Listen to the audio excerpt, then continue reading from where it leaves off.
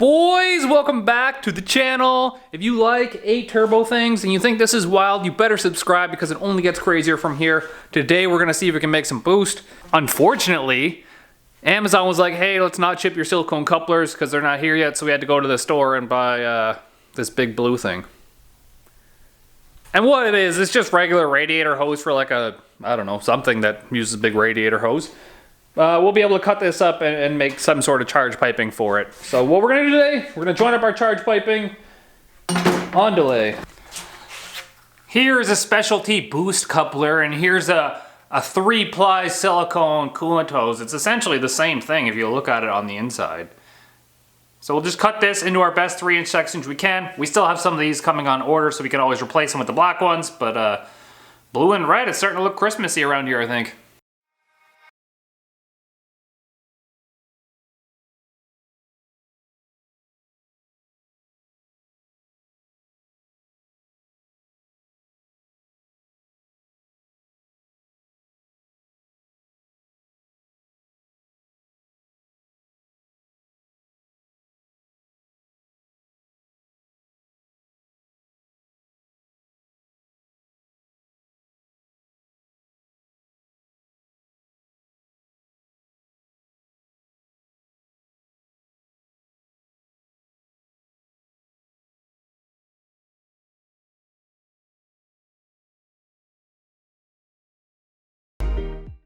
Alright, we have it on. We definitely have a clear problem here where, well, we have a couple problems. First one being that our drain line actually kind of is going to be squished between this and the runner, which is kind of unfortunate, I guess. But there's nowhere else to put a 3-inch pipe, so, I mean, it is what it is. The second thing is this bolt right here hits the turbo drain when I want to clock it as much as I want to clock it. So that's another unfortunate event. This side is a bit more extreme with the hitting the oil drain, and the same problem where the bottom bolt actually hits the drain, so we can't clock them all the way that we want to, but we should have a little bit of play with these silicone couplers. We'll make it work. It's not going to be ideal, but it's the way it is when you make weird stuff, I guess. Actually, I have another wacky, crazy idea that I want to try. Give me 1 second and I'll be right back, okay? What if I clock them this way and then run the pipe this way and then come down the front? I won't be able to see like half as much as I can see now, though. That's the problem. Because I can already not see anything already as the way it is. You know what? Whatever. Let's just do it this way. It's already set up like this. We just have to make a crossover pipe. Who cares if it's the cleanest thing in the world? As long as we get boosties. That's all I care about, really. So I'm going to get some 90s. We'll start cutting up the 90s and build the front crossover first.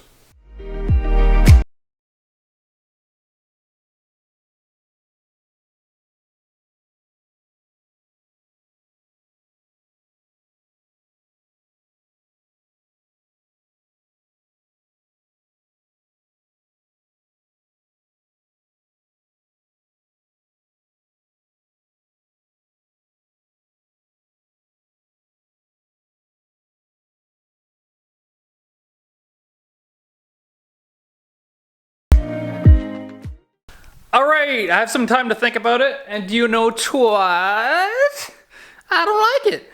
So I think we're gonna have to try and change this. I think what I want to do, I've been thinking about it while I've been working, is I should try and put this pipe on the inside here, clock the housings just a little tiny bit so they're at like a 15-degree angle, and then try and scoot around our runners to get those oils to like flow past in between everything. So what I'm gonna do is just pull these off, switch the sides, and then see if these fit again.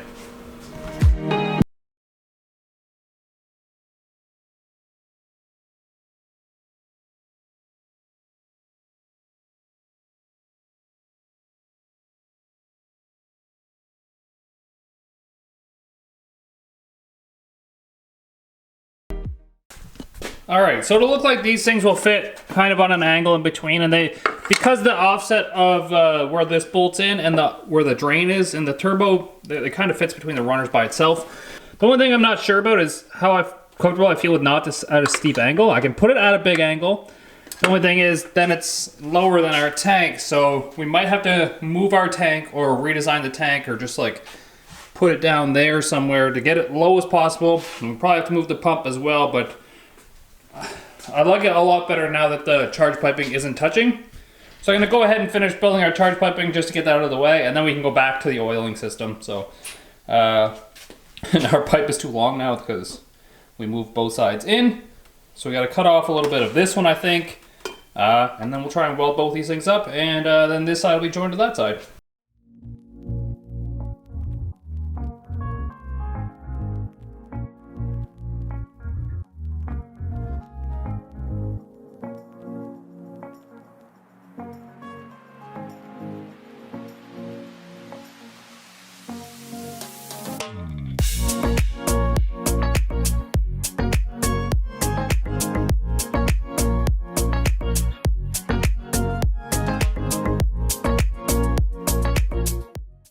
Well, there you have it.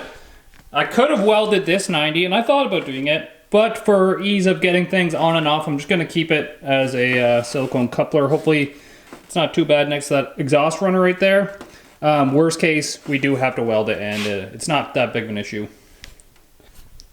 And to be honest, this whole setup might get redone if we decide that we're going to angle all these down. It's boosties all the way till this back section back here, where we just have to kind of get it down into there now.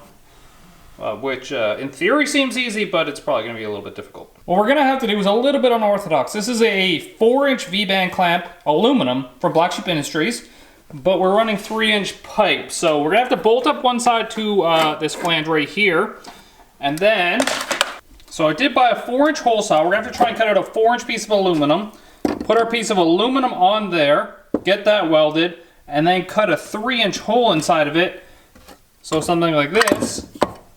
That way our 3 can go into the 4, and we don't have any room to make like an expander or adapter because it's so tight to where the pipe needs to be. So that's my plan. Let's see if it works.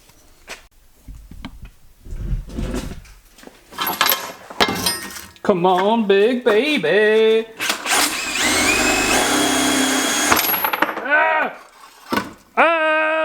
Just lose it. Oh my god, you can't see anything on the camera. You're not gonna be able to see anything anyways because I'm right-handed. Just a soloist. I'm the filmer, I'm the editor, I'm the fab guy. What I need is to be big on lube tube, and then I can get someone else to film for me. That'd be cool.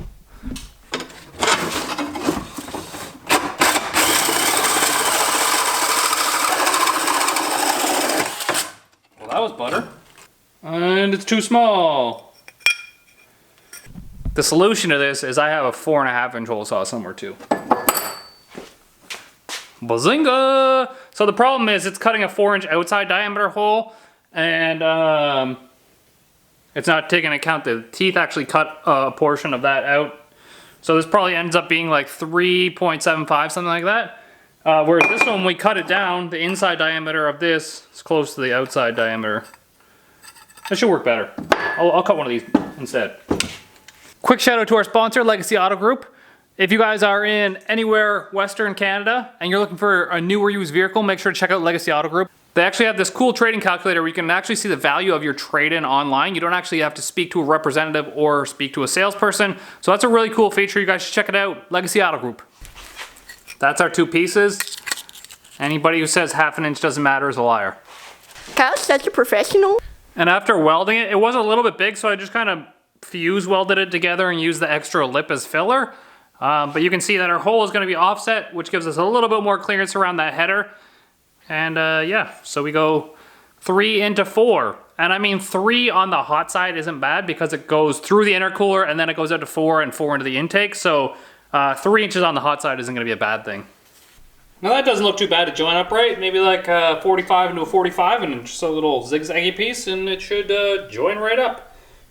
Now the tricky part is welding it. And there it is, look at that. Back turbo's in, comes through all the way across the front here. All those turbos go into the boost.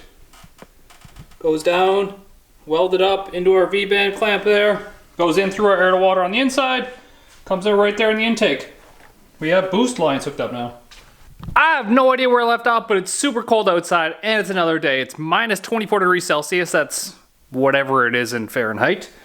But I'm dedicated to the boys. This is how dedicated I am. It is currently 10 a.m. I woke up yesterday at 2 p.m. I worked a 12-hour night shift, so I left my house at 6:30 p.m. Worked at 12 hours, got home at 9:30 a.m. and now it's 10 a.m. And so the math checks out. That's a lot of hours. I don't know what the hours are, but it's a lot. But so I've been awake for a long time.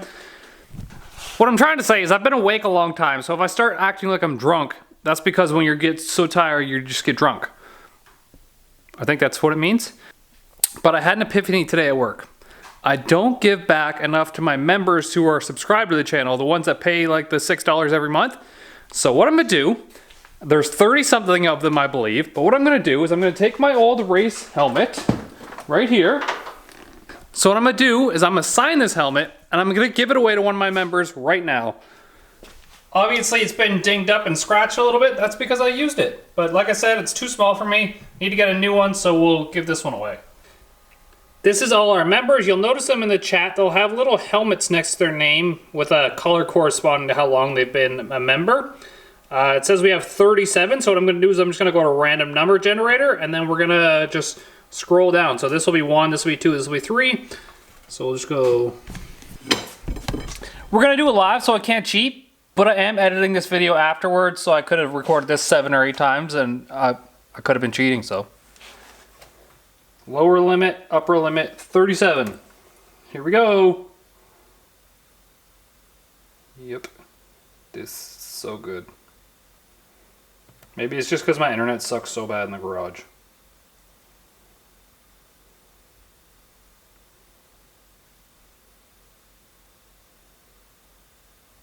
Was that a result? 37? Okay, so it's our very first member then. Roth Wismar, you are our winner, so make sure you send me your details in the post below. And back to the car. I did go buy some more, just like 3/8 cheap hose. Gaga hose. Just to see if we can get a oiling system working for now, just to see if we can get it running again. We're gonna have to do something completely different with the oiling system because I don't like the way it's working. And we have to put hose clamps and everything, so cue the thingamajig. So it's thrown together at best. As you can see, I did add the oil filter over here. That's questionable as well. These are definitely questionable. They're just to test fire it because I have all the boost pipes hooked up. I did join up all of these. I was missing 2, so I just jammed bolts in the other 2 over here, so it looks kind of dumb. So we're boost ready here. I put my throttle cable on. Now what I'm going to do is I'm actually going to tack weld up our exhaust flappers, so you see how they won't hold boost right now. I'm just going to put a tack weld on these as they're standing straight up, and hopefully hold that shut on the outside, and then we can test to see if we can build some boost. Like I said, I'm like, I don't know, 20 hours into this day awake now, and I'm doing it for you guys. It's going to sound good. All right, here goes nothing. This is going to be our test. Let's just see if we can get oil up to our turbos if anything's leaking first.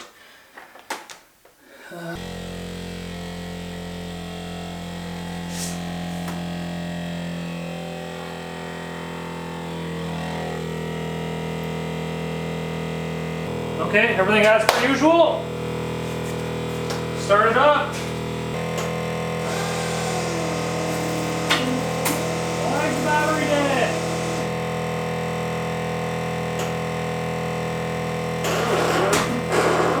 So it's working on 100%. It's been charging for like 2 hours. We're gonna try this again.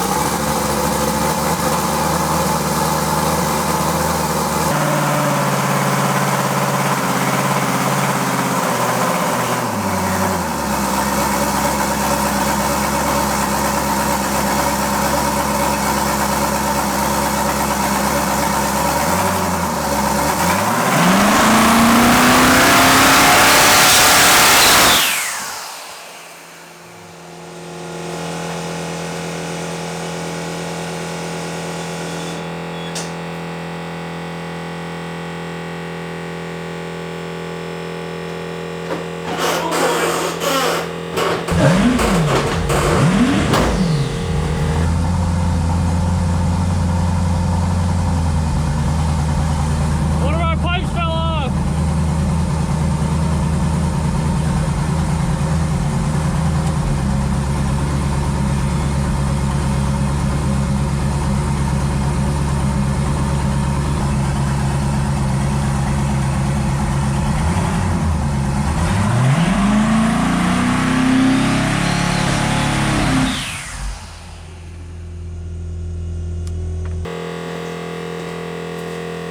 She's a bit smoky. Our tack weld didn't hold on any of our exhaust pipes clearly. So that was a bit of a fail. Oh. Yeah, so tack welding to cast steel doesn't work very good. We'll have to completely weld these next time. They're a little bit warm, I would guess. Nothing looks to be in immediate danger. Except we blew all kinds of oil out of these turbos right here. So maybe too much oil pressure. Just on those two over there though.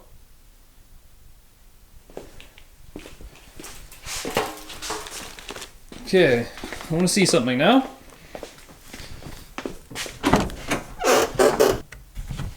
Okay, this was our data log. This looks like 100% throttle right here. Oh my god! It made 12 pounds of boost right here at 4,200 RPMs on the two-step.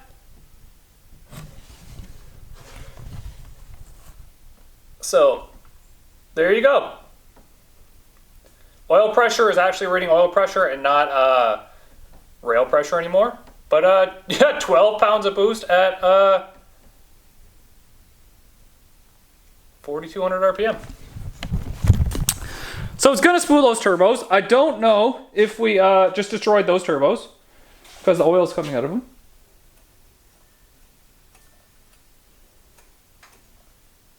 They still spin freely. Maybe we'll have to put a bypass in this and limit those to like 20 PSI or something because that didn't seem to work. We also have to weld our exhaust pipes on clearly because they fell off. The other one landed down here. It also might be an oil return issue where the oil is coming out of the turbo there because of how not slanted that is. Like I said, we just wanted to do a test right here. I've officially been awake for 24 hours. What I didn't tell you earlier is that when I woke up at 2 p.m., I actually came out here, worked on the car for 4 hours, went to work, worked a 12-hour shift, came back, worked on the car again, and now we're back to 2 o'clock again. So I hope you guys appreciate that. This is just going to be that one clip because I don't want to try and weld back up the turbos. I need to go to sleep. I'm almost dying here. But yeah, I hope you enjoyed that. That was a little bit crazy. It made 12 pounds of boost, so it's going to get on the two-step fairly easy, as you can see. We just need... Oh, it blew out one of the bolts too. One of the bolts that I had just had stuck in there, blew that out as well. That was so cool. You have to admit that was so cool. So PCZ, get that V. Make sure you're subscribed. I'm gonna fix this up, and then maybe next time we come out here, we'll have a legitimate test with a wideband in it and everything because it's just not reading the wideband at all because there's no wideband hooked up. Maybe we'll build some sort of manifold where it can read all four on one bank and we'll have readings from one bank, but that was so cool.